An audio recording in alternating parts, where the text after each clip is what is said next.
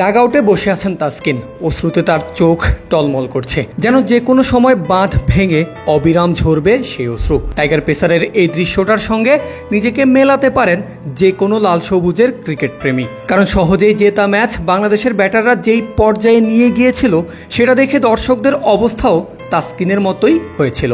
তবে অন্য সবার চেয়ে তাসকিনের কষ্টটা যে একটু বেশি।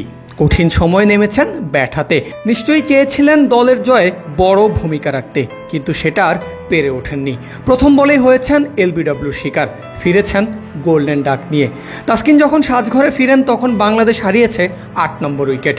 জয়ের জন্য তখনও প্রয়োজন আরও ১২ রান। তবে একে একে ২ বলে ২ উইকেটের পর তানজিম সাকিব, মুস্তাফিজুর রহমান কেউই জেনুইন ব্যাটার না, ফলে এত কাছে থেকেও জয় তখনও অনেক দূরে। আর সেই অনুশোচনাটাই হয়তো জল হয়ে জমেছিল ঢাকা এক্সপ্রেসের চোখের কোণায়। ইনিংস ব্রেকে তাসকিন বলেছিলেন, ভালো বোলিং নয় বরং ম্যাচ জিতে তবেই করতে চান সেলিব্রেশন, এবং শেষ পর্যন্ত হেসেছেন তাসকিন, করেছেন সেলিব্রেশনও।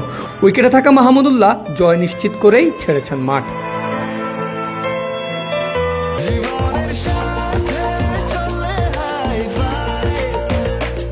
স্বাস্থ্যকর অল টাইম হানিকম, সব সময় অল টাইম হেলদি লাইফ।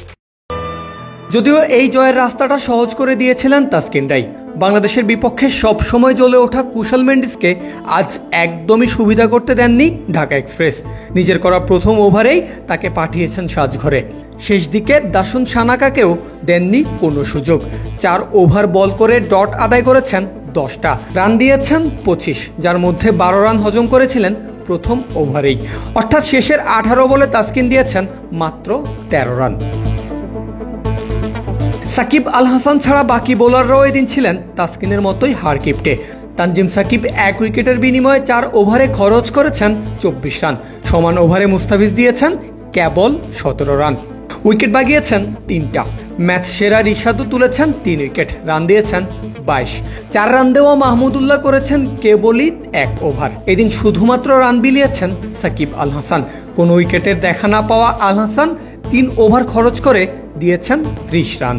তবে বাকি বোলারদের দাপটে এমনিতেই কোণঠাসা হয়ে যায় লঙ্কান ব্যাটাররা, যাতে করে প্রথম ইনিংসেই টাইগারদের জয় অনেকটাই নিশ্চিত হয়ে যায়, যেটা ব্যাটাররা কঠিন করে শেষমেশ ঠিকই হাসিল করে নিয়েছে।